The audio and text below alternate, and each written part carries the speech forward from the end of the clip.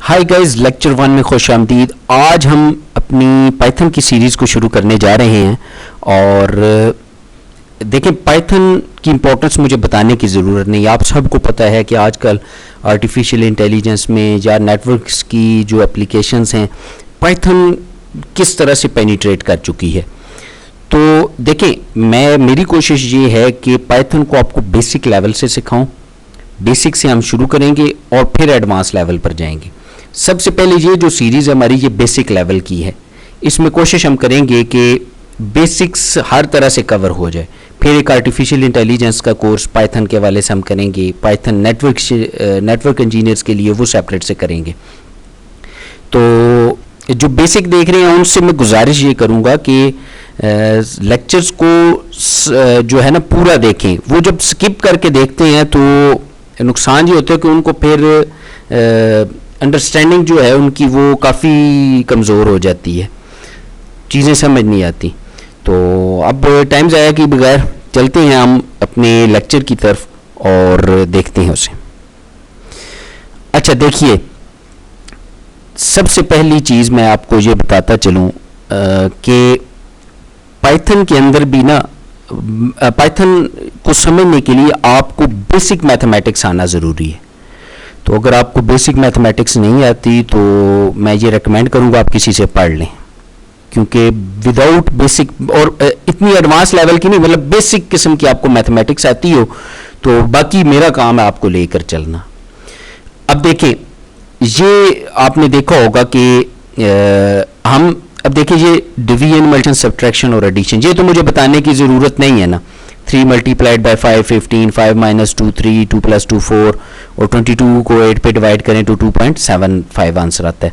और ये साइंस जो है आपको, ये आपने मैथमेटिक्स में भी पढ़े होंगे, ठीक है। अब मैं यहाँ पे पेन ले लेता हूँ। अब ये मैथमेटिक्स में जब आप मल्टीप्लाई करते हैं तो कुछ इस तरह का साइन होता है।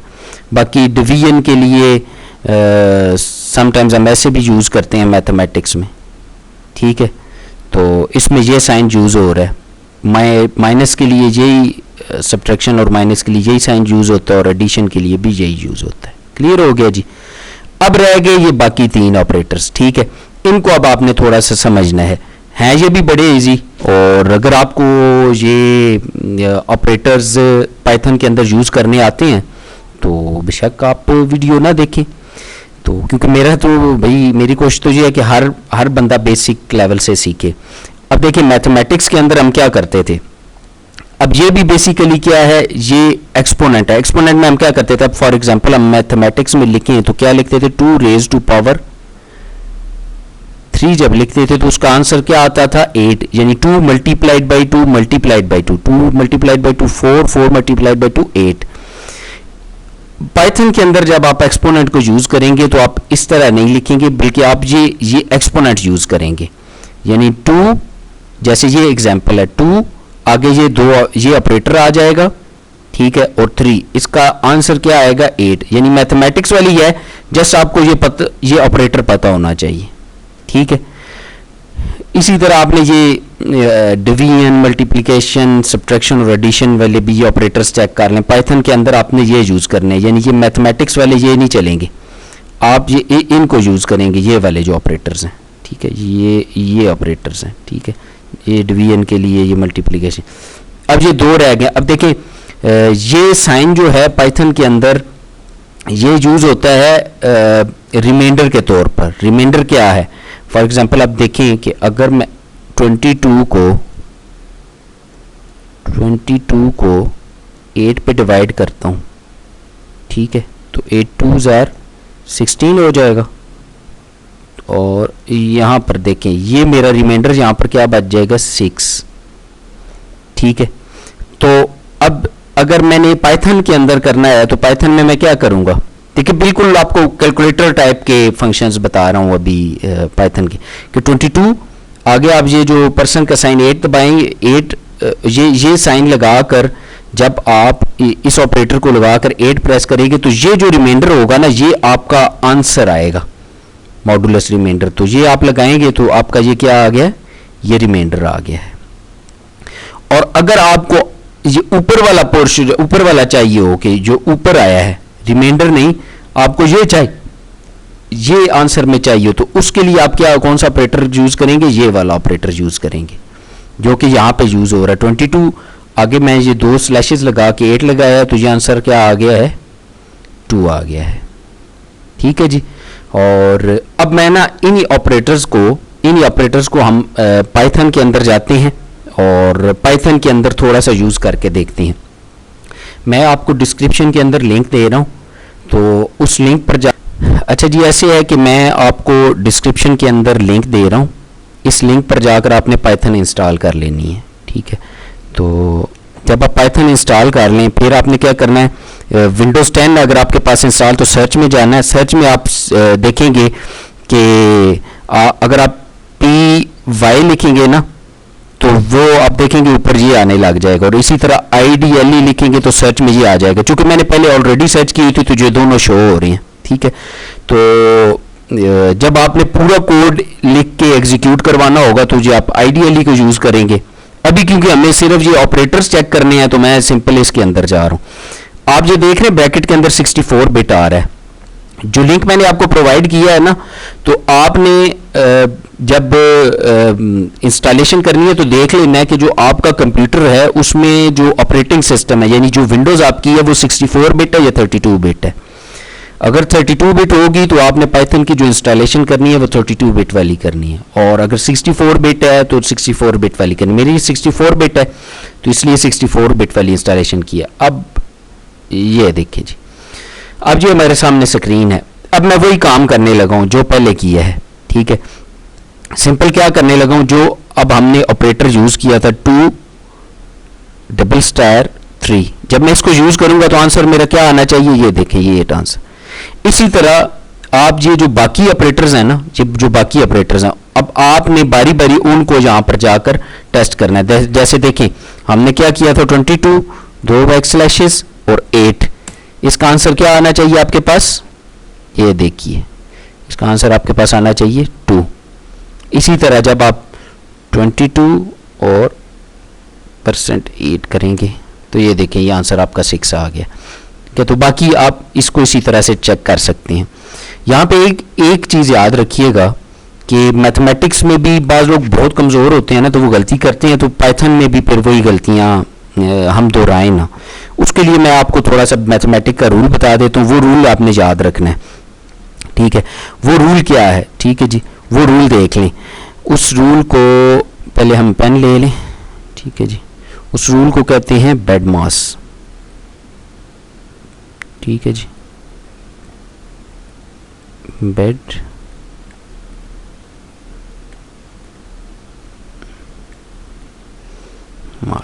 ठीक है जी, अब BEDMAS रूल क्या है, मेरी राइटिंग काफ़ी गंदी है, तो कंप्यूटर में भी ज़ाहिर है गंदी आएगी। अच्छा, यहाँ पर अब आप ये देखें, ये लिखा हुआ है BEDMAS।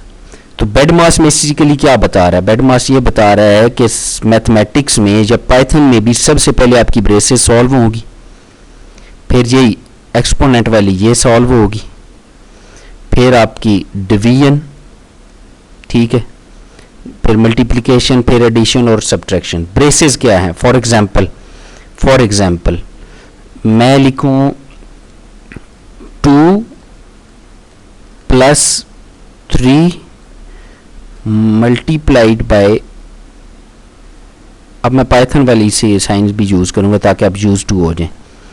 अब ये देखिए, लिखने में 2 + 3 पहले है, लेकिन इस रूल के मुताबिक देखें तो मल्टीप्लिकेशन क्या है, ये देखें M फॉर मल्टीप्लिकेशन, एडिशन बाद में है, मल्टीप्लिकेशन पहले है, तो क्या होगा 3 × 6, 18 + 2, क्या आंसर आएगा, क्या आंसर आएगा जी मेरा 20।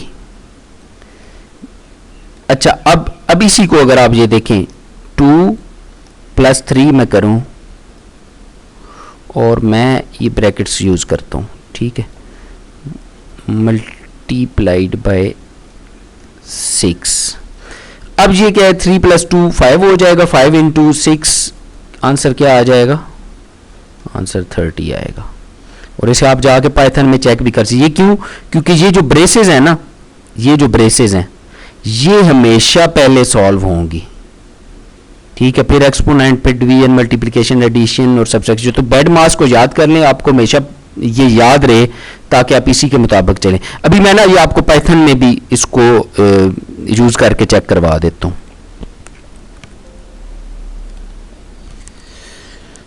अच्छा, अब इसमें देखिएगा पाइथन के अंदर जब मैं 2 प्लस 3 इंटू 6 करूंगा तो मेरा आंसर क्या है 20।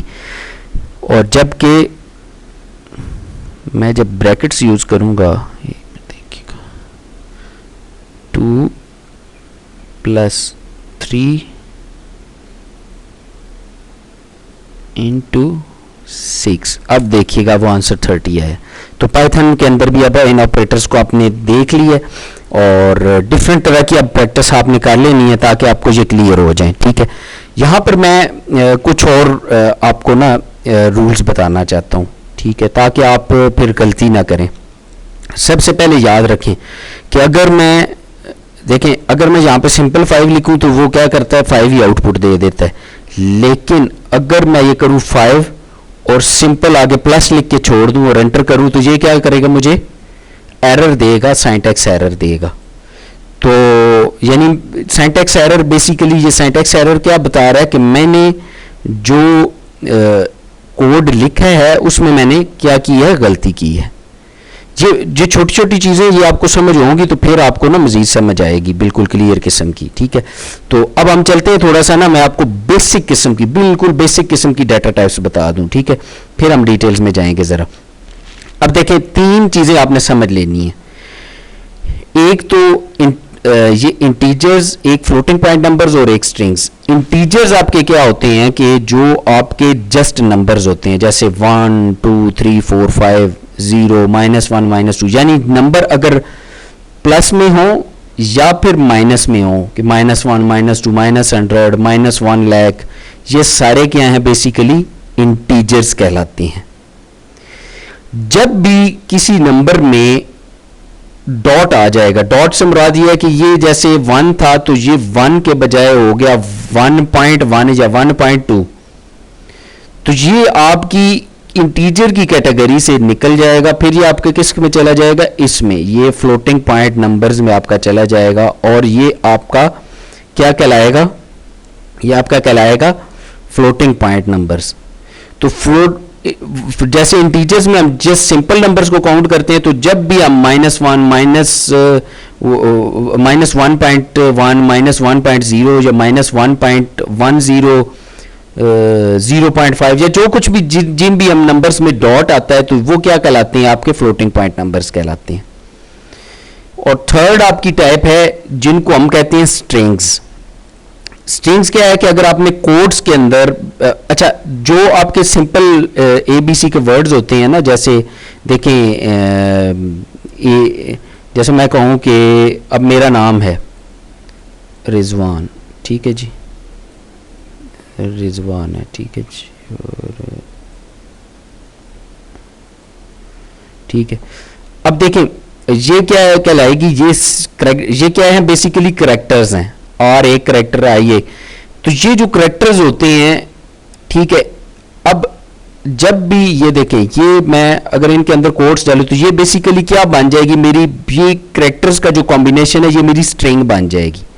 अब इसके अंदर, इन कोड्स के अंदर, चाहे मैं आगे इन कोड्स के अंदर फॉर एग्जांपल RI से पहले मैंने फॉर एग्जांपल 9 लिख दिया, यहाँ पे मैंने 9 लिख दिए, फिर भी क्या होगा, ये स्ट्रिंग ही रहेगी। जैसा कि आप ये देख सकते हैं 11 लिख के स्पेस कैट्स लिखा हुआ है, लेकिन ये भी क्या है, बेसिकली स्ट्रिंग है। तो अब ये 3 कैटेगरीज आपको पता होनी चाहिए, ये आपको पता होगी तो फिर आपके लिए मज़ीद समझना भी आसान हो जाएगा। अब मैं थोड़ा सा आपको ना आगे ले चलता हूँ और आगे हम ना देख लेते हैं। सबसे पहले हमारा स्ट्रिंग कॉन्कैटिनेशन एंड रेप्लिकेशन। आपको समझ आ गई कि स्ट्रिंग क्या होता है। अब मैं आपको स्ट्रिंग की कॉन्कैटिनेशन और रेप्लिकेशन के बारे में बताता हूँ। कॉन्कैटिनेशन कैसे कहते हैं, ठीक है। तो पाइथन के ऊपर ही चलते हैं और वहाँ पर रिचाल करना, इसको डायरेक्टली देख लेते हैं।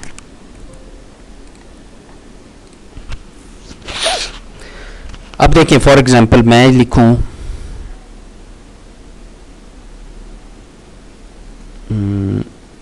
रिजवान, ठीक है जी, ये रिजवान लिखा मैंने, सही है। और मैं लिखूं प्लस, और इसी के अंदर अगर इसकी एडिशन कर देंगे तो एडिशन करने के बाद इन दोनों की जब मैंने एडिशन की है तो इस एडिशन के बाद आपको क्लैरिटी होगी कि अब जब मैंने इन दोनों को किया कॉन्कैटिनेट, तो देखें ये दोनों क्या हुआ बेसिकली, जो प्लस का जो साइन था बेसिकली, उस साइन को अगर आप देखेंगे तो आपको क्या पता चलेगा कि ये दोनों क्या हुए हैं, एक तरह से कॉन्कैटिनेट हो गए हैं, ठीक है। रिजवान आगे ये मैंने लिखा और तो ये दोनों क्या हुए हैं, मिल गए हैं आपस में। इसी तरह देखें अगर मैं यहां पे लिखूं 2 3 4, तब देखें यहां पे 2 3 4 कॉन्कैटिनेट होकर आ गया है। लेकिन यहां पे देखिएगा जब मैं लिखूंगा सिंपल 2 3 4, ये कोट्स में नहीं लिखूंगा, तो फिर क्या दे रहा है वो मुझे एरर दे रहा है। क्यों? क्योंकि अब ये स्ट्रिंग है, स्ट्रिंग के अंदर तो आप एक नंबर को ऐड नहीं कर सकते। यहां पे क्या हुआ था, बेसिकली वो नंबर नहीं ऐड हो रहा था, वो कॉन्कैटिनेट हो रहा था। और बेसिकली मैंने आपको बताया इन कोड्स के अंदर जब आप पाइथन में लिखते हैं तो वो अब ये 2 3 4 ये आपके इंटीजर्स नहीं है, ये क्या है, जब ये कोड्स के अंदर आएंगे तो ये आपकी स्ट्रिंग बन जाएगी। क्लियर हुआ जी? नहीं हुआ तो बादाम शम खाएं और ताकि आपको इसकी क्लैरिटी हो जाए, ठीक है। अच्छा, यहां पे एक और बड़ी इंटरेस्टिंग चीज आपको बताऊं कि अब फॉर एग्जाम्पल मैं कहता हूं रिजवान मैंने लिखा और इसको लिख कर मैं इसको मल्टीप्लाइड करवाता हूं 5 से। तो देखिएगा बड़ी इंटरेस्टिंग चीज, जब मैंने इसे 5 से मल्टीप्लाई करवाया तो ये 5 टाइम्स रिजवान आ गया। अब आप कहेंगे एडिशन तो नहीं हो रही थी मल्टीप्लाई, तो भाई एडिशन बेसिकली 2 3 4 रिजवान में तो ऐड नहीं हो सकता ना। अब जब मैंने इसको मल्टीप्लाई करवाया है तो उसने ये पाइथन ने ये अंडरस्टैंड कर लिया है कि ये जो रिजवान है इसको 5 टाइम्स जो है ना रेप्लिकेट करवाना है। समझ आ गई जी? तो ये क्या हुई है, रेप्लिकेशन हो गई है मेरे पास, ठीक है। अच्छा, अब मैं आपको आगे बताऊं कि आपने ना मैथमेटिक्स के अंदर क्या वेरिएबल्स पढ़े होंगे, ठीक है। तो अब थोड़ा सा मैं आपको वेरिएबल्स का बता दूं, वेरिएबल्स क्या होते हैं। अब देखिए मैथमेटिक्स में इधर मैं पहले पेन ले लूं, अगर मैं कहूं x प्लस वाई, ठीक है, और मैं कहूं x इज इक्वल टू 3 और y इज इक्वल टू 5, तो बेसिकली क्या हो जाएगा, ये मेरे दोनों ऐड अप होके क्या आंसर मेरा बनेगा, 3 प्लस 5 8। तो जिस तरह मैथमेटिक्स के अंदर ये वेरिएबल्स जो होते हैं हमारे पास, ठीक है, x और y, इसी तरह पाइथन के अंदर भी वेरिएबल्स होते हैं। और वेरिएबल्स के अंदर हम क्या करते हैं, मैथमेटिकल वैल्यूज जो हमने पीछे इंटीजर्स, ये जो पीछे हमने इंटीजर्स, फ्लोटिंग पॉइंट नंबर्स और स्ट्रिंग्स देखी हैं, इनको हम आर्जी तौर पर या फिर नेक्स्ट यूज के लिए हम इनको क्या करते हैं, स्टोर करवाते हैं, ठीक है। तो हम देख लेते हैं ये इसकी, अब ये हमारा दूसरा है ना स्टोरिंग वैल्यू इन वेरिएबल्स। तो पहले आपको वेरिएबल्स का पता हो, अब हम पाइथन पे चलते हैं और देखते हैं वैल्यूज कैसे स्टोर होती हैं और क्या होता है, ठीक है जी। अच्छा, ये देखें, इसी तरह मैं आ गया दोबारा पाइथन में, ठीक है। तो अब देखें, अगर फॉर एग्जांपल मैं कहूँ x इज इक्वल टू 5, ठीक है, और जब मैं x नेक्स्ट टाइम टाइप करूंगा तो मेरे पास आंसर क्या आ गया है, मेरे पास आंसर देखिए 5 आ गया है। अब आपको एक इंटरेस्टिंग चीज बताऊं कि y इज इक्वल टू मैं कहता हूं 10, ठीक है, और z is equal to x plus y, ठीक है जी। तो अब जब मैं z को, अब ये देखें, अब जब मैंने z को क्या किया, x और y, यानी अब जब भी x और y की वैल्यूज चेंज होगी तो क्या हो जाएगा, z की भी वैल्यू चेंज हो जाएगी, ठीक है। तो ये बेसिकली क्या है, सिंपल आपकी। अब इसमें देखें, अब मैं कहूं z is equal to z plus 2। अब जब मैं z को करूंगा तो ये देखें, तो जैसे आपके मैथमेटिक्स का ऑपरेशन था इसी तरह का ये भी ऑपरेशन है, ठीक है। तो इसी तरह आप स्ट्रिंग भी स्टोर करवा सकते हैं। फॉर एग्जांपल मैं z, अब ये देखिए ये ओवरराइट कर देगा, जो पहली वैल्यू है 17 के बजाय अगर मैं इसमें अली नाम स्टोर करवाता हूं तो अब देखिएगा z में क्या आएगा, आपको अली दिखा हो, इसने उस पुरानी वैल्यू को क्या कर लिया, ओवरराइट कर ली। तो आप वेरिएबल्स के अंदर क्या स्टोर करवा सकते हैं, स्ट्रिंग भी, इंटीजर्स भी और फ्लोटिंग पॉइंट वैल्यूज भी। अब 6-7 किस्म के रूल्स हैं, वो आपको लाजमी पता होने चाहिए, ठीक है, वरना वो आपके लिए फिर बाद में थोड़ी सी मुश्किल हो जाएगी, ठीक है। कि आपका जो वेरिएबल नेम है वो किसी नंबर से नहीं शुरू हो सकता। अब देखें मैं रिजवान नाम का वेरिएबल रख सकता हूं, लेकिन अगर मैं कहूं कि 420 रिजवान, तो वो मैं नहीं रख सकता। अब आपको चेक करवाता हूं। अब फॉर एग्जांपल मैं अपने नाम से पहले 4 लगा दूं, ठीक है, 4 लगाकर अगर मैं 1 लिखूं, ठीक है ना, तो अब ये देखिए मुझे एरर दे रहा है, ठीक है। अब मैं इसमें कोई चीज़ फॉर एग्जांपल स्टोर करवाना चाहता हूं, मुझे एरर ही देता रहेगा क्योंकि ये वेरिएबल नहीं बन सकता। यानी जो आपका वेरिएबल का नाम है ना वो किसी नंबर से स्टार्ट नहीं हो सकता। रूल नंबर 1 कि आपका जो वेरिएबल नेम है, ठीक है, वो किसी नंबर से स्टार्ट नहीं हो सकता। ये रूल ऑफ थंब आप याद कर लें, ठीक है। इसी तरह जो स्पेशल कैरेक्टर्स होते हैं, ठीक है, स्पेशल कैरेक्टर्स जो होते हैं, फॉर एग्जांपल डॉलर का साइन है, मैं डॉलर का साइन लगाकर फॉर एग्जांपल $x लिखता हूं, ठीक है, और इसमें मैं 5 स्टोर कर, अब ये फिर मुझे एरर दे देगा। क्यों? क्योंकि ये डॉलर का साइन ये स्पेशल कैरेक्टर में आता है, ठीक है। स्पेशल कैरेक्टर आपका स्पेशल कैरेक्टर नहीं यूज हो सकता, ठीक है। इसी तरह ये जो हमारा ये साइन होता है, ये वाला जिसको हम वो आगे यूज कर रहे थे, इससे भी आप वेरिएबल नेम नहीं स्टार्ट कर सकते। फॉर एग्जांपल देखिए ये मैंने लिखा और ये लिख कर मैं कहता हूं 7, तो ये भी एरर मुझे दे रहा है यहां पर, ठीक है, कि इससे भी आप क्या कर सकते, स्टार्ट नहीं कर सकते, ठीक है। अच्छा, अंडरस्कोर अलाउड होता है, जैसे फॉर एग्जांपल देखें अगर मैं underscore x is equal to करता हूं 5, ठीक है, और अब मैं अंडरस्कोर x करूंगा तो ये देखें ये वेरिएबल अलाउड है। अंडरस्कोर से आप कर सकते हैं, लेकिन इसको मिक्स ना कीजिएगा डैश के साथ। डैश ये होती है और अंडरस्कोर ये होता है नीचे वाला। अब डैश x करूंगा तो डैश x जो है ना क्या होगा, dash x is equal to 5, ठीक है। तो अब मुझे एरर दे देगा। यानी आप ये जो हाइफन है, इसे इंग्लिश में बोलते हैं हाइफन, पाइथन में इसको हाइफन कहते हैं।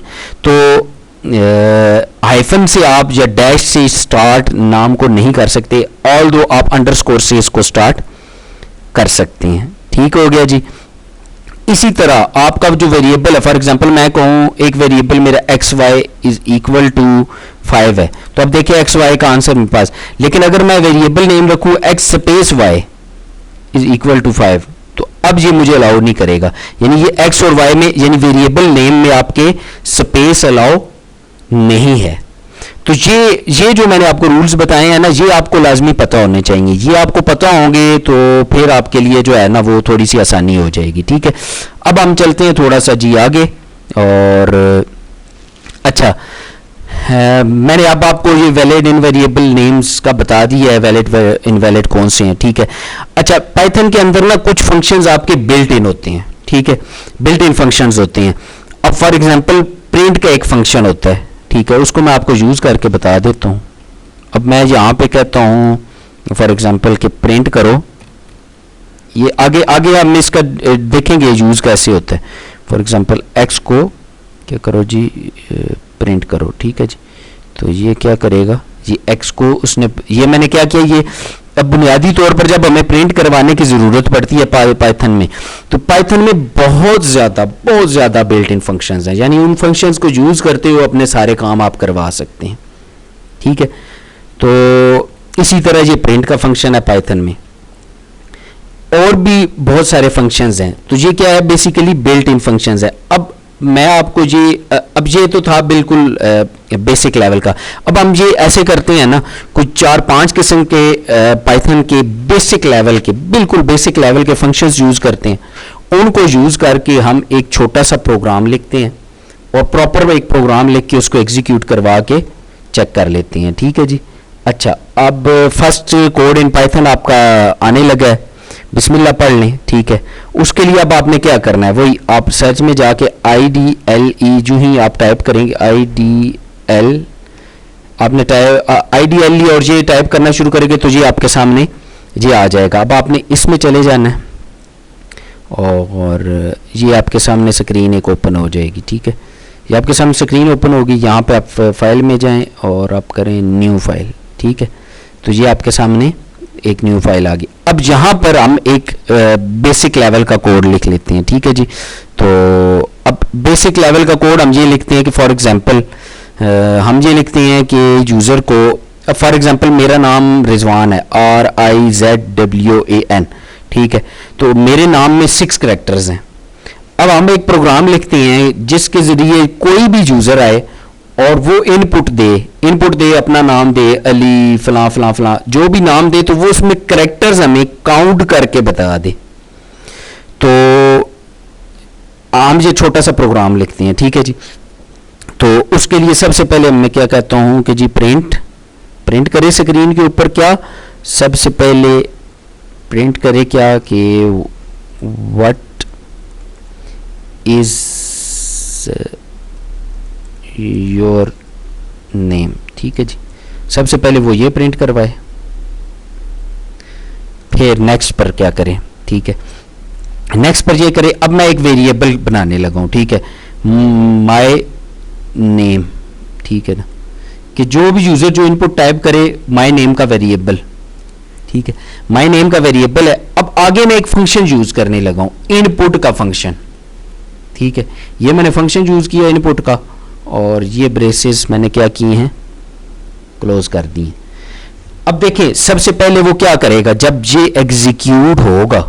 ठीक है, जब ये प्रोग्राम, अब मैं आपको थोड़ा सा ना रन करके दिखा देता हूं। देखिए फॉर एग्जांपल मैं इसको रन करता हूं ना, तो देखिएगा। अच्छा, सबसे पहले इसको जी हमने सेव करना है। मैं डेस्कटॉप पे सेव कर लेता हूं P1 के नाम से। ठीक है जी, प्रोग्राम 1 है। अच्छा, अब ये देखिए। ठीक है, अब ये क्या है, आपने देखा होगा सबसे पहले मैंने अपने जो कोड था मेरा, ठीक है, P1 में जाते हैं। सबसे पहले क्या था, व्हाट इज योर नेम, तो उसने स्क्रीन पे क्या प्रिंट कर दिया, व्हाट इज योर नेम। ठीक है, अब मेरा जो नेम है वो मैं इनपुट दूंगा। फॉर एग्जांपल मैं कहता हूं रिजवान है। अब मैंने एंटर किया, अब देखिए मैंने इनपुट दे दिया रिजवान। अब वो क्या हुई है इनपुट, ये जो इनपुट मैंने रिजवान दी है ये किस में स्टोर हो गई है, माय नेम के अंदर। ठीक है, अब आपको ना मैं थोड़ा प्रिंट करवा के भी ये दिखा देता हूं। ठीक है, प्रिंट, ठीक है, प्रिंट करें किस चीज को, आप जी प्रिंट करें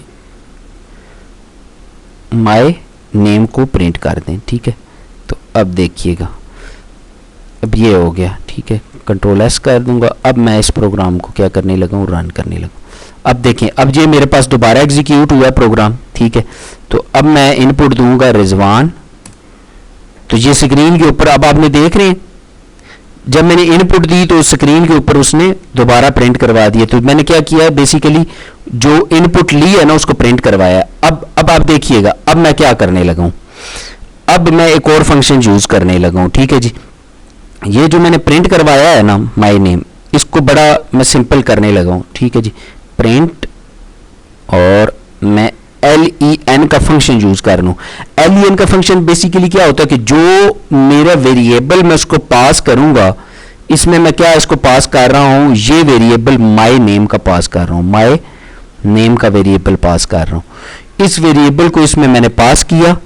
जो ही मैंने इसको इसके अंदर पास किया, तो अब देखिएगा, अब जब ये मैंने ये जो हमारा पुराना ये है इसको मैंने क्लोज कर दी है। हम कर लेते हैं जी सेव। ठीक है, और अच्छा जी, अब इसको हम रन करते हैं। ठीक है जी, और इसका हम देखते हैं। अब व्हाट इज योर नेम, अब मैं करता हूं रिजवान। ये देखें, अब आंसर में क्या आया है 6, उसने करेक्टर्स काउंट कर दिए हैं, ठीक है। तो अब आपको एक और चीज़ बताऊं, अब मैं दोबारा इसको एग्जीक्यूट करके देखता हूं, ठीक है। ये व्हाट इज़ योर नेम, मैं कहता हूं अली। अब उसने मुझे करेक्टर्स काउंट करके बता दिया है 3। क्लियर हुआ जी। ये आपका बेसिक आज का प्रोग्राम था। अब आप ना इसमें थोड़ा सा अपने हिसाब से इसको करके देखें, ठीक है। तो फिर आपको थोड़ा सा ना अंदाज़ा होगा, ठीक है। इसी तरह आप एक और काम भी कर सकते हैं इसमें कि फॉर एग्जांपल इनपुट में ना मैं एज लूँ, इनपुट के अंदर क्या लूँ, एज लूँ, ठीक है। कि आपकी ना एज कितनी है, ठीक है। वो एज लेकर तो अब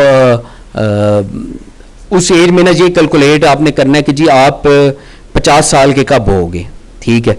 अब जो बंदा फॉर एग्जांपल 40 का है तो वो बताएगा कि आप 10 साल के अंदर क्या होगे, 50 साल के हो जाओगे। अगर इनपुट यूज़र करता है 60 साल तो वो कहेगी कि आप ऑलरेडी 50 से ऊपर क्रॉस कर चुके हो और आपकी एज क्या है, 60 है।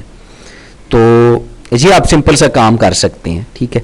तो इसको जाएं, ट्राई करें, कोई इशू आए तो फिर आप ज़रूर पूछें। तो दुआ में याद रखें जी। चैनल को सब्सक्राइब करना ना भूलिएगा।